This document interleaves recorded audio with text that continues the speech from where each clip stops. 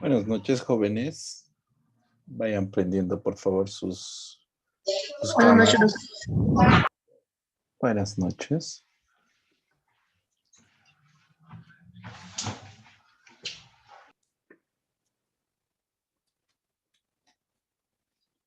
Vayan prendiendo sus cámaras, por favor.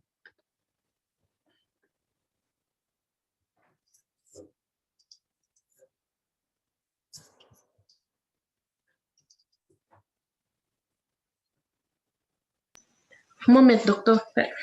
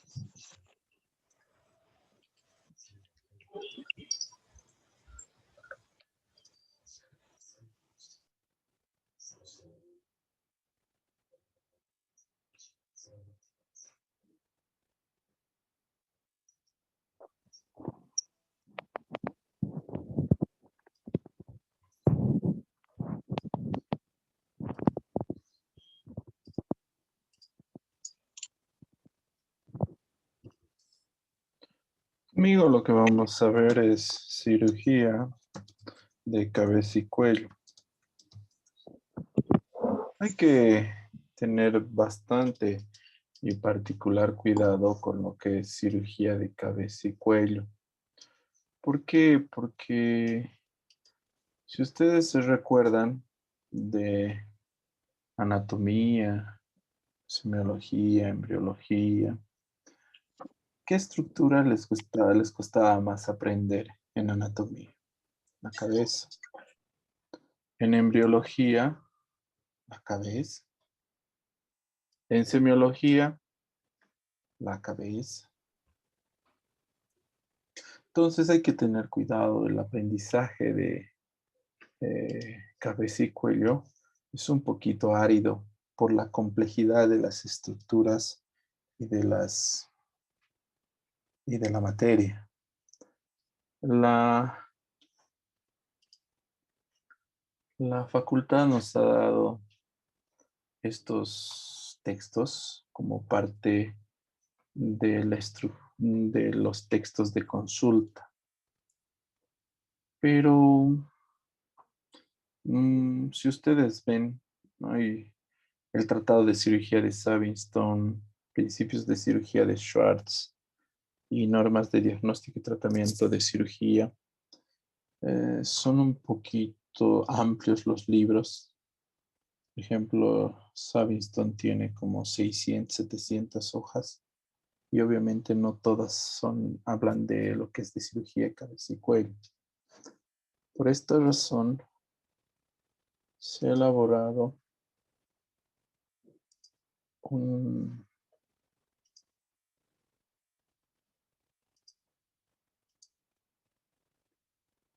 es un libro de cabeza y cuello que hemos revisado con uno de los docentes que van a tener, bueno, que hemos escrito con el doctor Weimar Vergara y mi persona, que después de dar tantos años la cátedra se ha podido escribir, que tiene todos los temas que la facultad ha pedido como necesarios para avanzar a la materia.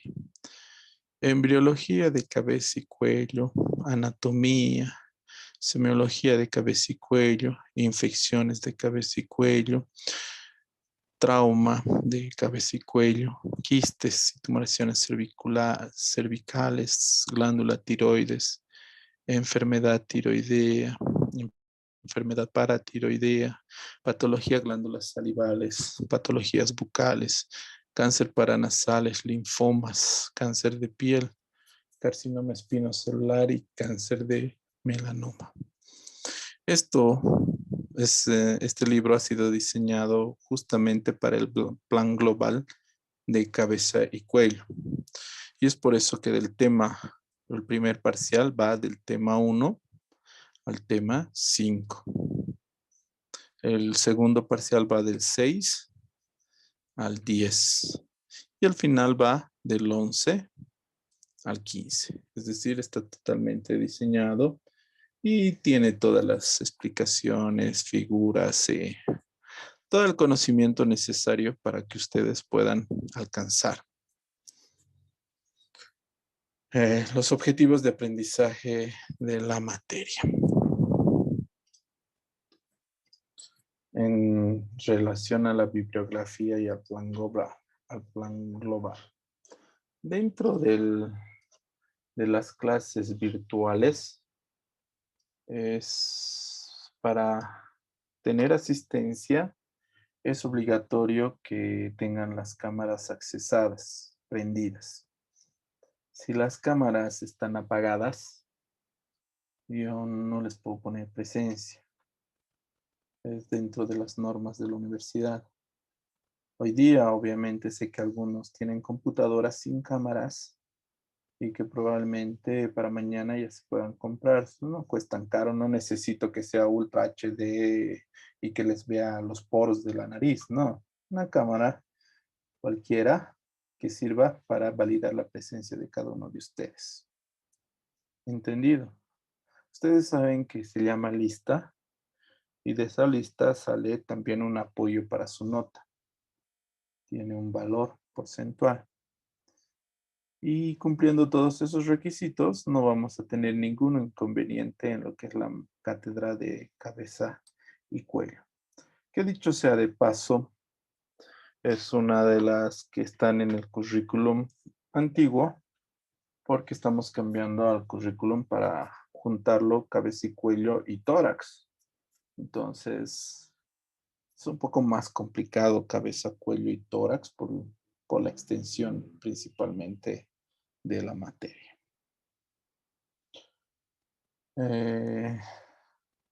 Si dentro de las normas nos piden algún trabajo en la teoría, en la plataforma, vamos a hacerlo. Si solamente piden evaluaciones, solo vamos a hacer evaluaciones. Eso más depende de la coordinación de la carrera. Yo soy docente hace ya 15 años, conozco la materia, conozco la cátedra y por lo tanto no creo que tengamos ningún tipo de inconveniente. En relación al texto, hay muchos de sus compañeros de años anteriores que ya lo tienen. Variaciones, si es del año pasado, casi nada. Si es de 2, 3 años, en los nombres de los temas probablemente haya variaciones, pero la medicina no se inventa cada semestre, entonces hay muy pocas variaciones. De otra manera, cualquier cosa tienen mi WhatsApp, me hablan por interno para que yo les pueda decir dónde pueden conseguir o cómo pueden adquirir el texto si les interesa. ¿Listo? En relación al temario, son 5 temas por examen. El primero son generalidades. El segundo es un poco complejo porque ya tiene patologías. Y al final es un poco ya relajado porque es como es linfoma y piel, es un poco más corto. Solamente hay que revisar y estudiar. No sé si tienen alguna duda, pregunta en organización y cronograma.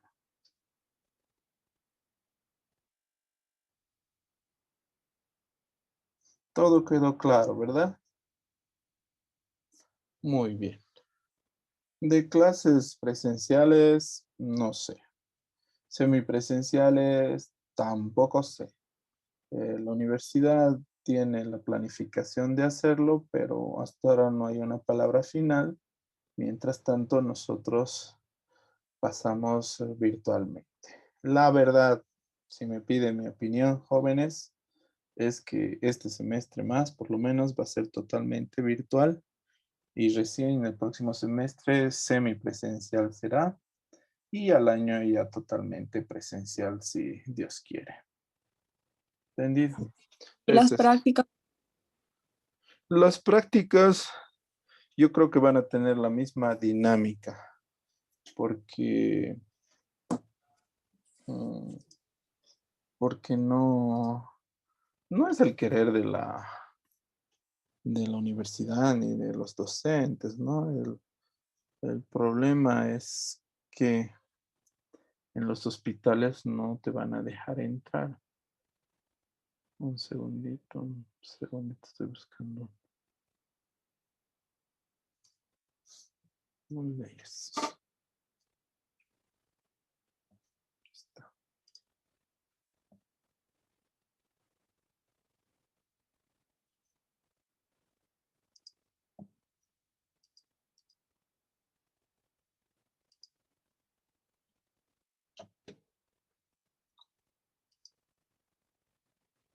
Entonces, si ustedes observan, aquí estoy compartiendo el WhatsApp de Cordes.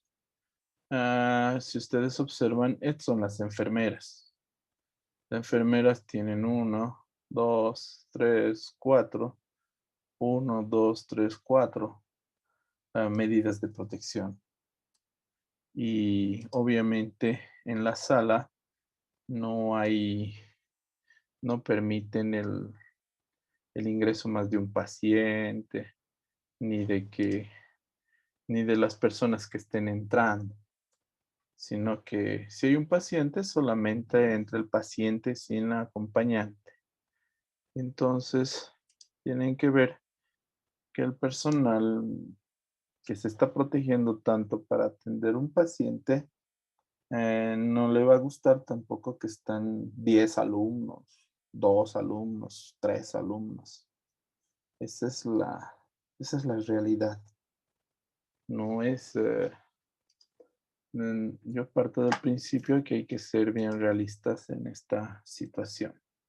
El propio personal se cuida demasiado con esto del coronavirus. A algunos les pega muy suave, a otros les pega muy fuerte. Mm, La regla es que a los jóvenes bien, los ancianos mal, pero no es absoluta. Se ha visto que a muchos jóvenes les va muy mal tampoco. El año pasado, uno de mis alumnos se ha muerto de coronavirus. Es un alumno de 23 años, hombre, deportista y no tiene enfermedades concomitantes. También el año de eso era de San Simón. Otro de mis alumnos de UPAL, lamentablemente se suicidó también. Es decir, el año pasado, por X o Z motivo, uno de ellos también se suicidó. Entonces hay que ver estas realidades que estamos viviendo y no forzar. Va a haber tiempo para reemplazar todas estas cosas que no podemos repasar o verlos vividamente. Lo principal por ahora es continuar haciendo las actividades porque sería más perjudicial que 1 o 2 años se pare la universidad y ustedes no hagan nada. Eso sí sería más contraproducente y sería más perjudicial para ustedes. De todas maneras, estamos ahí para las indicaciones del departamento de UPAL, pero mi idea, mi pensamiento como conocedor de los movimientos de salud es ese, ¿no? De todas formas, ha habido un documento que han compartido en el cual tienen que tener un documento, ustedes tienen que suscribir a UPAL en el cual autorizan a que ustedes están solicitando pasar clases sabiendo que hay pandemia en los hospitales. Eso tienen que presentar y además que tienen que tener un seguro de COVID, si no me equivoco, para en caso de que se enfermen. Entonces, esos dos primeros acápites, si leen, es decir, es serio lo que les están pidiendo, no es broma. De todas maneras, veremos cómo se pintan las cosas. No hay vacunas para todos, no existe vacunas para todos. 10 millones. A Brasil pueden haber llegado 20 o 30 millones, pero no es nada para una población de 200 millones, ¿no? A Bolivia pueden haber llegado 20.000 más medio millón que van a llegar, pero no es nada para una población de 11 millones. Entonces, eso es la realidad que tenemos, que hay personas que sí tienen coronavirus. Ah, ha disminuido el coronavirus aparentemente, pero si ustedes ven las noticias, yo les cuento que tal vez no están viendo, intervienen fiestas, digamos, clandestinas de 30 personas, les hacen pruebas de antígeno y de esos 30, 15 están con coronavirus. No siempre están sintomáticos, hay sintomáticos, asintomáticos. Eso es lo que pasa. En mi ciudad ha aumentado los casos. Ah, es verdad. Hay un poco de problema, ¿no? Al norte de Brasil, es un poquito ciudades menos favorecidas por la salud y tienen más problemas para controlar. Pero bueno, no sé si tienen alguna duda, pregunta, jóvenes. Ustedes también tienen el derecho de opinar. Es decir, la universidad no puede obligar a nadie a hacer lo que no quiere. Tienen derecho a opinar. Ustedes tienen que sacar qué les conviene y qué no les conviene. Porque cuando te enfermas vos, llevas a tu casa. No, no es que te enfermes vos solito. Tendrías que vivir en una burbuja para que no contagies a nadie. Entonces, decir sí y no, ya depende de ustedes. Bueno, con esa reflexión, decirles, mi nombre soy el doctor Rodrigo Heredia, soy su docente de cabeza y cuello, conozco el tema, conozco las dificultades, sé que es árido, pero es parte de su formación el comprender cabeza y cuello.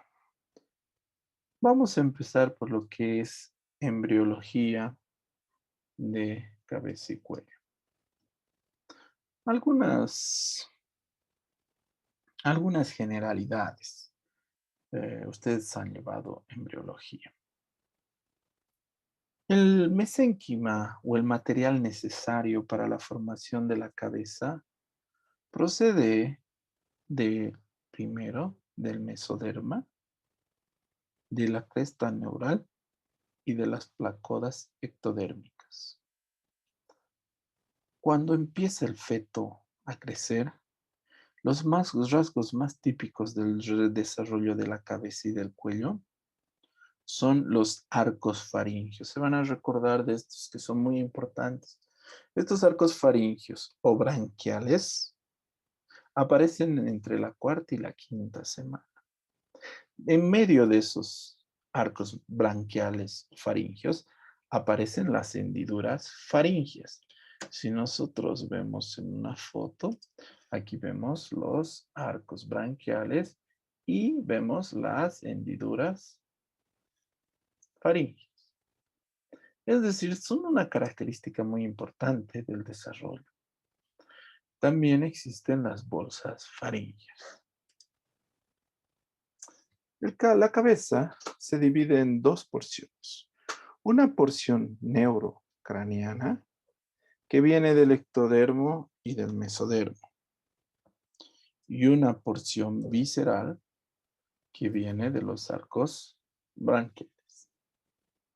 El desarrollo de los arcos branquiales y las hendiduras faringias permite la simetría facial, simetría ocular, nariz, labio superior, bóveda palatina, boca. Entonces, todo esto, toda esta estructura depende de los arcos branquiales. Los arcos branquiales consisten en un núcleo recubierto por ectodermo y en el interior existe endodermo. Reciben células de la cresta neural.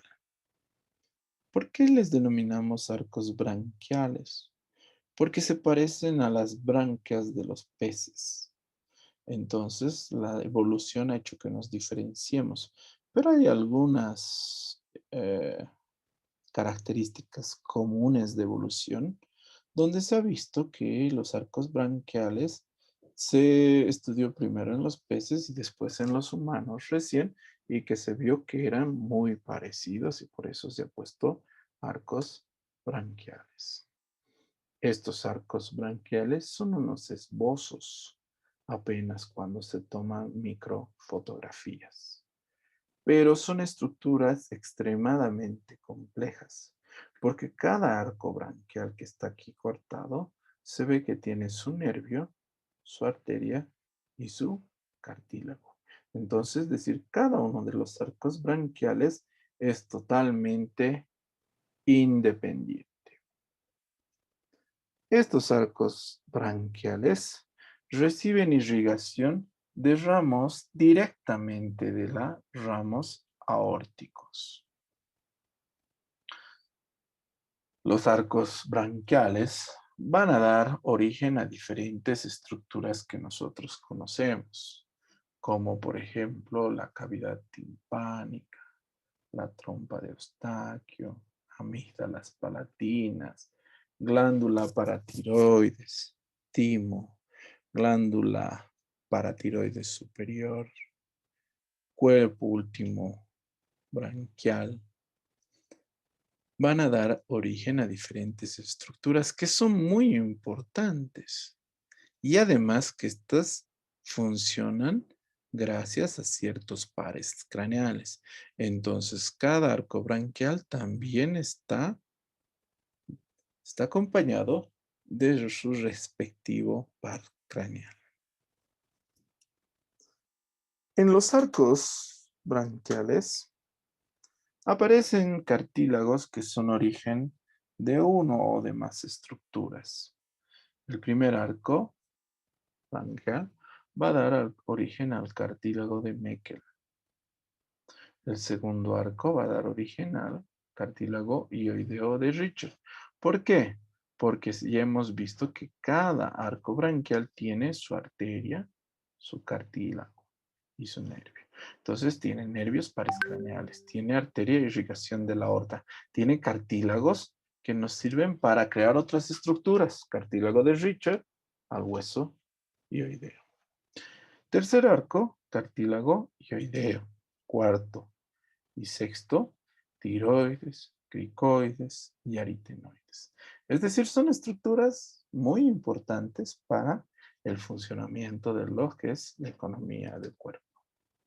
Entonces, al ser muy importante, vemos que los arcos branquiales tienen una irrigación también favorecida de lo que viene de ramos directamente de la aorta.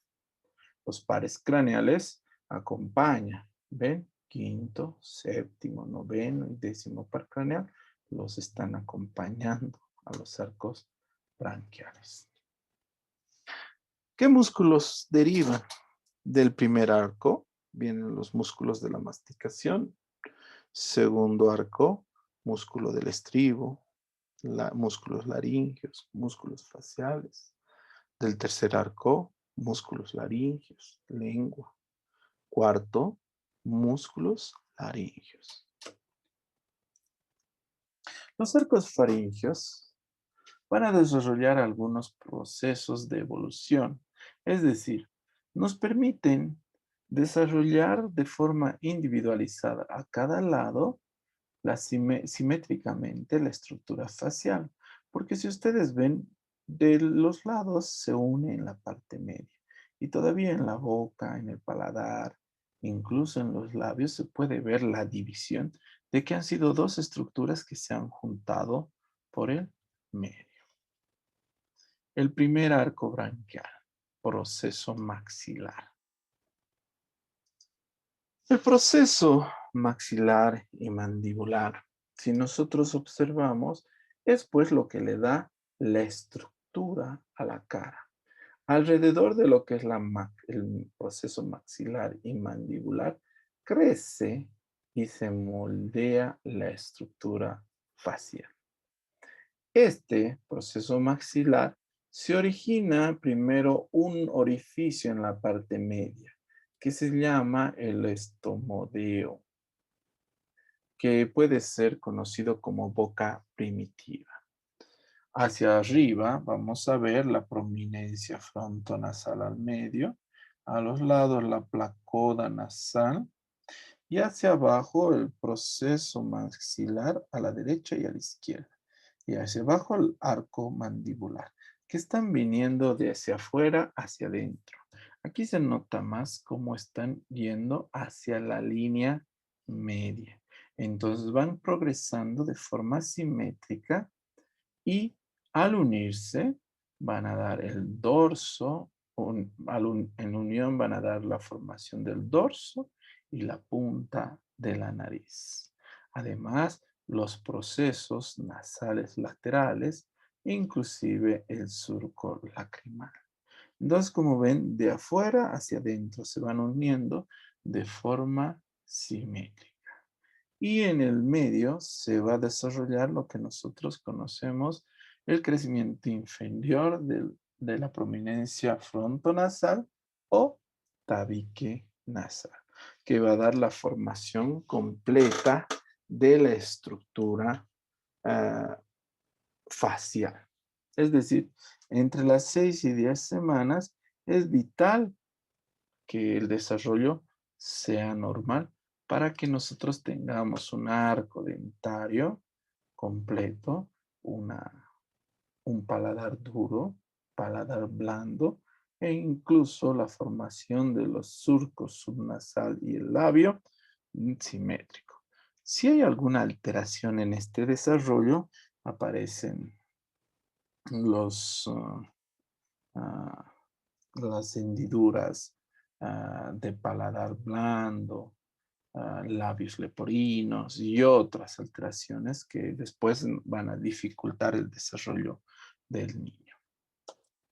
Entonces, estas estructuras también colaboran en otro tipo de cartílagos. Por ejemplo, aquí vemos el primer arco branquial que está formado por lo que es el cartílago de Meckel, entonces aquí tenemos la mandíbula, el martillo y el yunque. Del segundo arco branquial viene el estribo y el ligamento estiloioideo.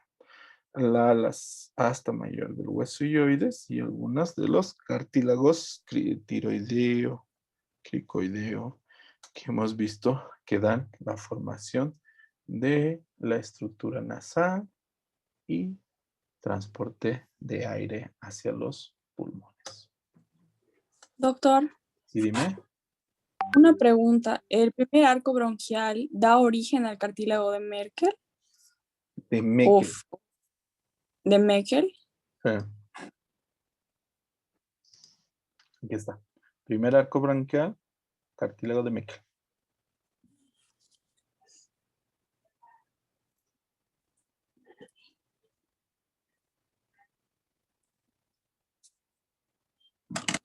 Ay, gracias. De nada, no hay problema. Y después nos vamos a las estructuras de la formación del oído.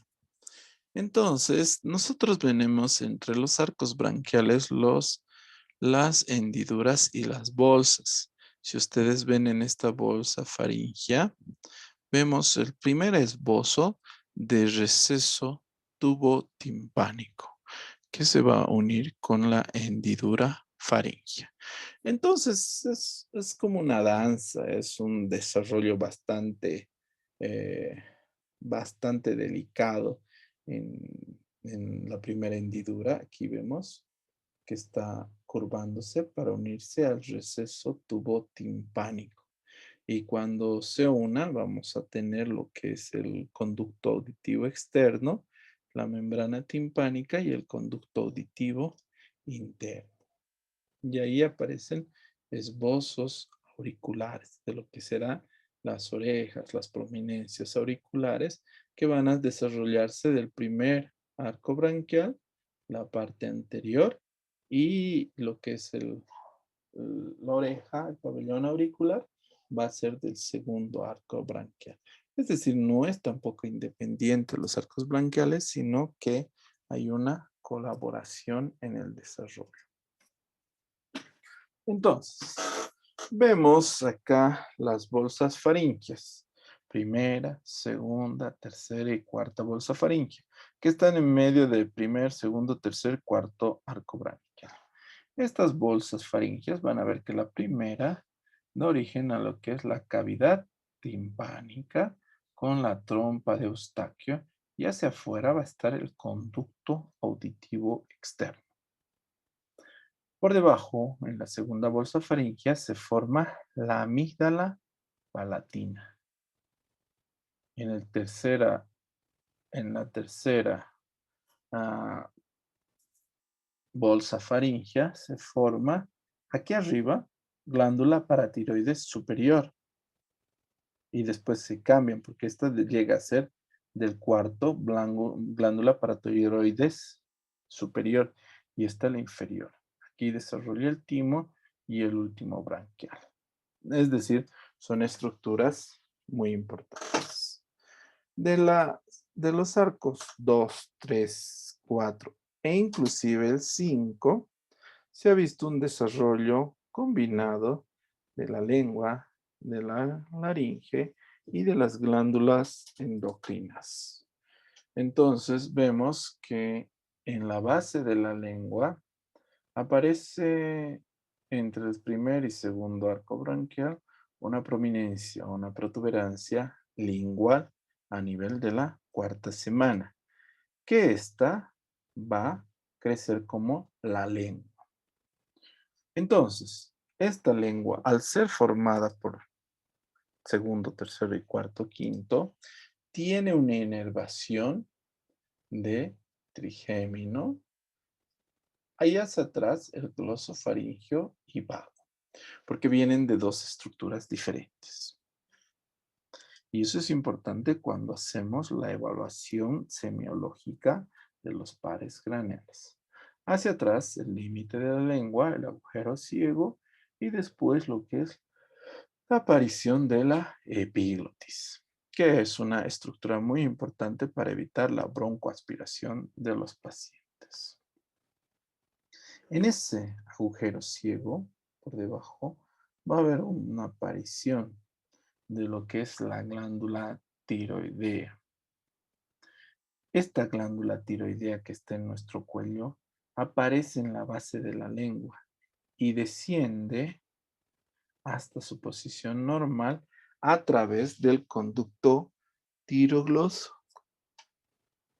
Obviamente esto hace durante las primeras semanas, porque a la séptima semana ya desaparece el conducto tirogloso, por si acaso. Ya desaparece el conducto tirogloso. Entonces ahí vemos la amígdala palatina de la segunda bolsa, está tomando atención. La aparición del timo normalmente aparece entre la 9ª semana a las 15 semanas está la vascularización y a las 16 semanas está lo que es la aparición de los corpúsculos de Hassel. Entonces el timo es una estructura que desciende hasta la parte posterior del esternón, pero ven donde se produce casi a la altura de lo que es la glándula tiroides. Entonces, Cuando nosotros vemos la glándula paratiroides, si ustedes ven, baja desde la tercera fosa faríngea y se acomoda por detrás de la glándula tiroides. Y la paratiroides superior, que es de la cuarta, se queda en esa altura. Y ahí está formando de una manera rápida y sencilla de cómo está formada la embriología de la cabeza y de la cara. ¿Alguna duda? ¿Pregunta? No, doctor.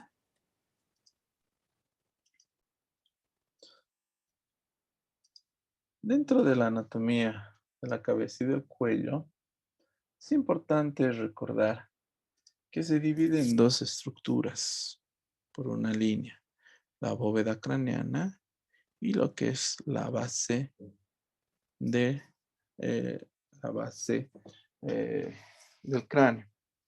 La base del cráneo está formada por múltiples orificios que, si ustedes observan, permiten el paso a diferentes estructuras. Es importante recordar esto. La lámina cribosa, nervios olfatorios. Agujero ciego, venas hemisférica. Agujero redondo mayor, maxilar, y así sucesivamente. Recordar y memorizar todos los pares craneales por dónde y por qué estructura atraviesa. De la misma forma, en cabeza y cuello, la única articulación es la articulación temporomandibular.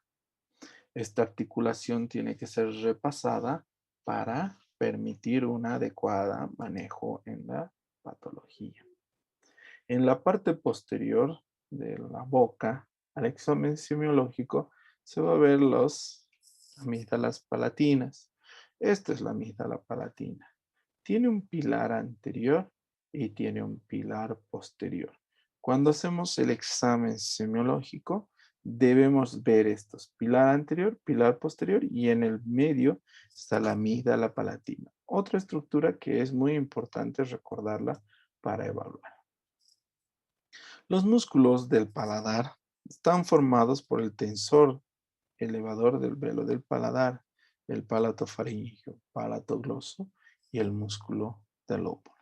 Todas estas estructuras tienen pues una rica irrigación que viene de la arteria carótida, pero vienen de la carótida externa, porque la carótida interna se interna al cráneo sin dar ramos accesorios.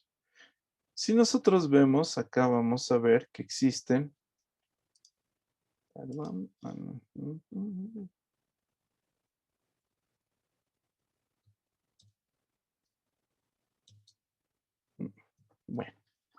vamos a ver la arteria facial, la arteria transversa, la arteria angular, que van a ser ramas de lo que es la carótida externa.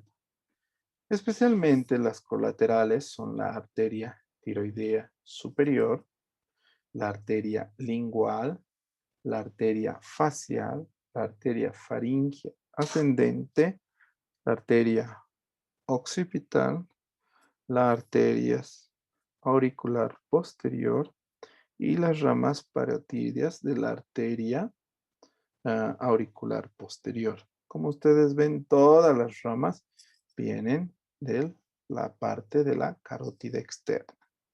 En dirección contraria van las venas.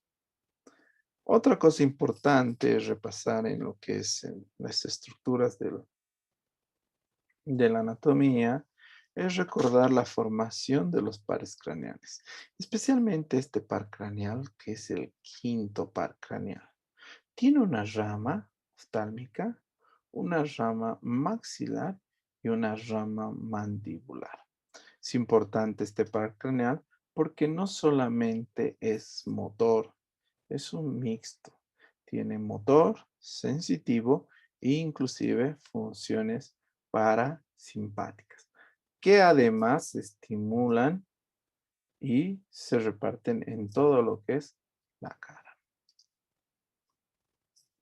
Dentro de la cara la inervación también es importante el séptimo par craneal, que es el facial. Este nervio facial permite una estimulación motora a los músculos faciales, motora sobre todo. En el cuello vamos a tener límite superior, desde el lóbulo de la oreja, la barbilla, el ángulo de la mandíbula, hasta el esternón, y límites inferiores, formado y apoyado por una estructura ósea con las 7 vértebras cervicales. Las 2 primeras tienen nombre, el resto no. Atlas, axis, y el resto tercera, cuarta, quinta, sexta vértebra cervical. Caracterizándose por la tercera, cuarta, quinta y sexta y séptima casi ser iguales. Tienen características particulares, lo que es la primera, el atlas, y también características particulares, lo que es el axis. En el cuello existen espacios que engloban la totalidad del cuello, como ser el espacio retrofaringeo.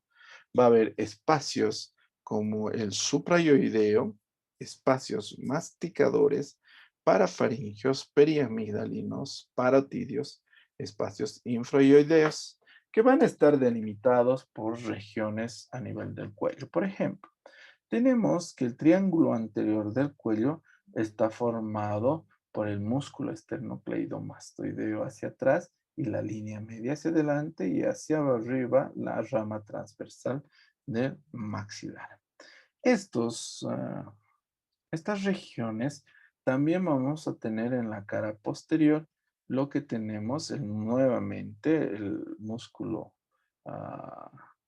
esternocleidomastoideo y los espinales en la parte posterior para identificar algunas estructuras que vamos a ver que tienen origen en los diferentes tipos de patología. Se subdivide cada uno de estos triángulos. Hay una subdivisión en espacio submaxilar, hay un espacio carotidio, hay un espacio muscular, hay un espacio submentoniano, que vamos a ir viendo más adelante para repasar en cuando necesitemos ver traumas e infecciones. En esta estructura del cuello hay un músculo muy superficial que se denomina platisma del cuello. Es importante recordar, aunque no es prioridad, el músculo platisma para el funcionamiento de la cabeza y del cuello, pero es el límite. Si una herida punzante atraviesa el platisma del cuello, se considera penetrante. Entonces, para eso nos ayuda el músculo platisma del cuello para identificar estas estructuras. Igual en la parte posterior vamos a ver que existen diferentes espacios, presencia de múltiples músculos que ya han estudiado los suprayoideos, infrayoideos, músculos esplenios, escalenos posteriores. Importante recordar también que estos músculos sirven de límite para los ganglios.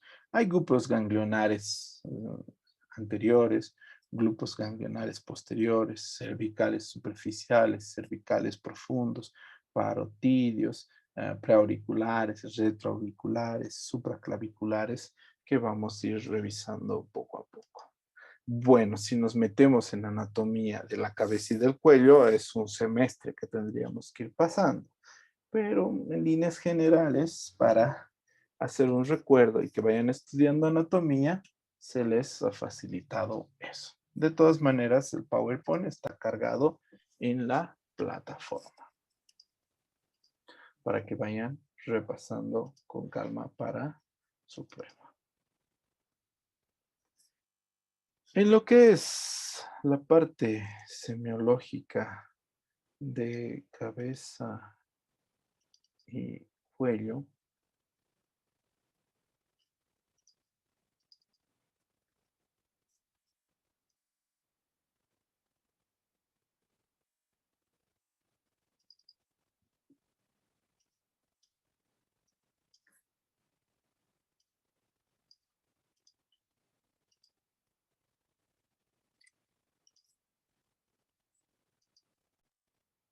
en la parte semiológica de cabeza y cuello, Hay que hacer una revisión sistemática o por segmentos. Revisar en semiología cabeza, cuello, tórax, columna vertebral, abdomen y extremidades de forma separada, con las técnicas básicas que ustedes conocen: inspección, palpación, percusión y auscultación.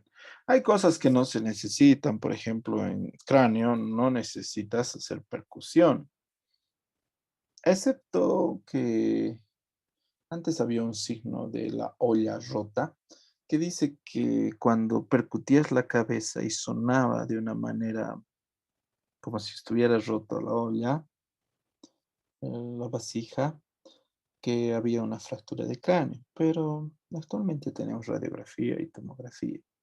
Entonces, es importante recordar las técnicas básicas, a pesar de que en algunas zonas no se aplica. En cuello no hacemos percusión, casi nunca. La cabeza dividimos en dos estructuras para estudiarla: cráneo y cara.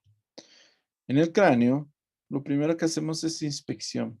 Vemos la posición, la forma, la proporción de la cabeza. Pero no olviden que la forma y la proporción de la cabeza varía de acuerdo al estado constitucional, al sexo, a la edad. Hay algunas cabezas que predominan el diámetro cefálico transversal y es más frecuente en los brevilíneos. En los longilíneos es más predominante el diámetro sagital, el dolicocéfalo. Normalmente, en líneas generales, la cabeza desde la altura del vértice al mento mide entre 18 o 20 centímetros, es decir, aproximadamente el 13% de la longitud del cuerpo. Nosotros llamamos normocéfalo a la relación normal de las medidas de los cráneos, pero es relativo. Por ejemplo, cuando nosotros hablamos de cabezas pequeñas, microcéfalos, puede ser que él tenga pareciera microcefalia, pero es que es por sus características atléticas y desarrollo muscular. No es que ha llegado tarde a la repartición de cabezas. Este sí, obviamente, es microcefalia, que presenta una desproporción en la medida en relación de la cabeza y de lo que es el cuerpo. Hay macrocefalias que tienen la cabeza desproporcionalmente grande con respecto al cuerpo, pero principalmente en niños, y nos habla de un aumento de la presión intracraneana que puede afectar el crecimiento del niño y aparecer convulsiones. Cuando hay dolicocéfalo o escafocéfalo, hay un cierre prematuro de lo que es la sutura sagital. Entonces la cabeza crece lateralmente, resultando anormalmente larga. En el braquicefalia hay un cierre precoz de la sutura coronal. En la cabeza parece más ancho de lo normal. Hay otros obviamente un poco más exagerados, como por ejemplo la turricefalia, que se trata de una normalidad múltiple donde hay alteración de múltiples suturas que no están funcionando bien y dan un aspecto de un turril de la cabeza. En la cabeza, en la cara, vamos a ver lo primero que nos va a permitir las puertas al alma y al diagnóstico del paciente son los ojos. En los ojos lo primero que podemos ver es que están muy protruidos, exoftalmia, o hundido, enoftalmia. Puede haber dificultad para levantar los párpados, lagoftalmia, o puede haber ptosis palpebral, unilateral. Además de eso, podemos encontrar simples infecciones como conjuntivitis o también pterigium, que es la presencia de crecimiento hacia la línea media del ojo. También puede haber alteraciones de las pupilas, dando anisicoria, donde hay diferencia, o discoria, donde hay una anormalidad de una de las pupilas, que normalmente es por trauma, que ya no está funcionando ese ojo de forma adecuada. También hay macroglosia, O también puede haber microglosia, obviamente en casos extremos. Puede haber crecimientos anormales, tanto en la región parotidia, en relación con glándulas, parótida, o en la región del cuello anterior como glándulas tiroidea. En la cara, empezamos igual con una inspección, palpación, exploración de las estructuras externas del ojo, examen de la nariz, los senos paranasales, exploración de las estructuras externas e internas de la boca, examen del oído externo, exploración de los pares craneales. En la inspección vemos la forma, el trofismo, la simetría de los surcos, es decir, hay que ver los surcos en la frente, en las mejillas y en los labios, que sean simétricos, tanto en reposo al hablar, movimientos simétricos de la mandíbula. En la palpación si existe dolor o tumefaciones. En las estructuras externas al ojo podemos ver conjuntivas, escleras, córneas, iris, pupilas, aparato lagrimal, cejas, párpados y pestañas. Es importante que haya una simetría en los ojos. Los dos que vean al mismo lugar y que tengan características redondas. Cejas pobladas, normales, pestañas hacia afuera, párpado superior que no cubra la pupila. La conjuntiva palpebral tiene que ser rosada, húmeda y sin lesiones. La conjuntiva vulvar tiene que ser transparente, permitiendo ver a través de ella la esclera blanca. La esclera normal tiene un blanco, tinte amarillo pálido en algunos sujetos de coloración negra. En el cuello vamos a ver la columna vertebral, músculos, en la parte anterior los cartílagos, la tráquea, buscar los ganglios linfáticos, la glándula tiroidea, arterias y venas. En el cuello hay que ver la forma, los movimientos, ganglios linfáticos, glándula tiroidea, pulsos carotídeos, pulso venoso, yugular. En el tórax, en el cuello, ver movimientos, forma, lateralidad. Si nosotros inspeccionamos los ganglios, tenemos que describir la forma, el tamaño, el número, la consistencia y ubicación, si son sensibles, si son inmóviles. La glándula tiroides, que vamos a ver después, se evalúa ya sea por atrás o por adelante. El pulso carotídeo, el pulso yugular. El pulso yugular nos habla del funcionamiento directo del corazón.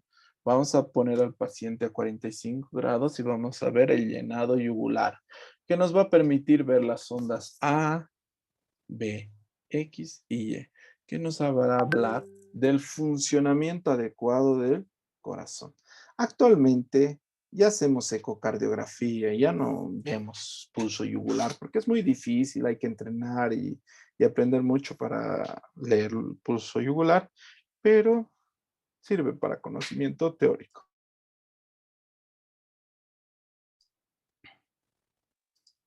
Los pares craneales. Para aprenderlos, primero tenemos que decir que son aferentes o sensitivos, motores y mixtos. Los sensitivos, 128 sensaciones, 1, 2 y 8. Mixtos, 579 vagos, 5, 7, 9, vago. Y el resto son los motores. Entonces, un buen memotécnico con 128 sensaciones y 579 vagos. ¿Para qué? Para hacer un memotécnico de exploración de los nervios pares craneales. El primero par craneal es olfatorio. 1. 128 es sensitivo. Aproximamos algo oloroso a una fosa nasal y al otro. Fácil de evaluación. El segundo par craneal, agudeza visual, campos visuales, fondo de ojo.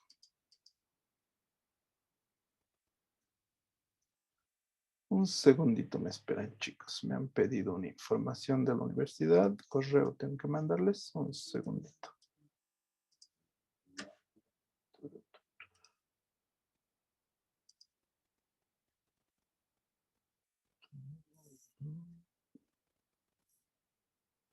Segundito, esperen.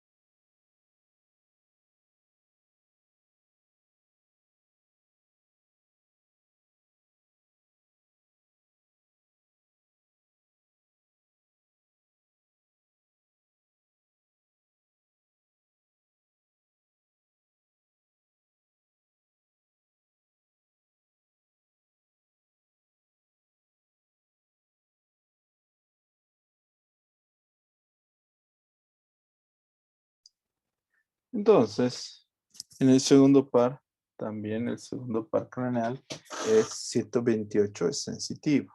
Se explora tres cosas: agudeza visual, campo visual y fondo de ojo. La agudeza visual, tenemos tablas especiales. Campo visual, vemos hasta qué parte ve, y el fondo de ojo, qué características importantes tiene. Después se evalúa el tercer, cuarto, sexto par. 128 sensaciones, 579 vagos. Ninguno de ellos entonces es motor. Y estos se encargan de la motilidad ocular extrínseca, es decir, movimientos de los ojos a los lados, y la motilidad ocular intrínseca, pupila, reflejo fotomotor consensuado, reflejo de acomodación. El trigémino es un par mixto, donde vemos motora, la función de los masticadores, y de forma sensitiva vemos la sensibilidad en la cara. No olvidar el reflejo corneal. El séptimo par, totalmente motor, y una rama a la lengua sensitiva. Entonces, un mixto en lo que es la cara y la porción de la lengua, la parte sensitiva. El octavo par craneal es sensitivo, función auditiva con las pruebas de Ginné y de Weber, y vestibular con las pruebas de Romberg. Entonces, todo eso ya han visto. En el noveno y décimo par es la elevación del paladar blando, reflejo nauseoso, reflejo faríngeo. En el nervio espinal, onceavo par craneal, motor. Y finalmente en el hipogloso, nervio motor, también para el movimiento de la lengua. Con eso se puede evaluar de una manera adecuada lo que es la semiología de tórax y de cabeza, cuello y de los pares craneales. No sé si tienen alguna duda, pregunta, jóvenes. No, doctor, ninguna. Obviamente en este tema hemos avanzado rápido porque embriología, anatomía y semiología, ustedes lo tienen que ir revisando con calma. ¿Listo? La próxima clase ya vamos a ver con más calma ya material nuevo que corresponde a la materia. De todas maneras, las grabaciones Los PowerPoints serán subidos a la plataforma. Mucho cuidado con los exámenes de cabeza y cuello. Hay que estudiar bastante. ¿Listo? Cualquier cosa estoy para servirles. Mi teléfono está ahí. Escríbanme al WhatsApp. Escríbanme con su nombre y la materia que están rotando. Si no dice, agarra y dice, doctor, soy Dávila de tus alumnos. ¿Cómo va a haber clases o qué? Y yo de qué grupo será, qué materia será. Esos pequeños detalles pongan. ¿Ya? Listo. Muchas gracias, jóvenes. No les quito más su tiempo. ¿Hemos llamado lista? No. No, doctor, no Ah, llamamos. me van a hacer recuerdo porque si no llamamos lista, estamos fregados. Voy a compartir pantalla para que vayan prendiendo sus micrófonos de acuerdo a lo que se acerque su nombre. Lucas. Presente, doctor. Muy bien. Raiza. Presente, doctor. Muy bien. Danilo. Presente, doutor. Muy bien. Edle. Presente, doutor. ¿Dónde andas, Edle? Aqui. Presente, doutor.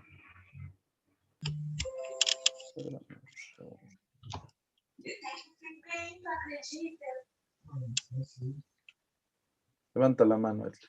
Ahora sí. Ah, ya te he visto. Sara Stephanie. Presente, doctor. Muy bien. Lisette. Presente, doctor. Cámara para la próxima, Lisette. Andrés. Presente, doctor. Guillerme. Presente, doutor. ¿Alguien falta en la lista? Nadie. Bueno, chicos, que les vaya muy bien. Nos vemos la próxima clase. Hasta luego. Hasta luego, doctor. Doctor. Chao, chao, chicos.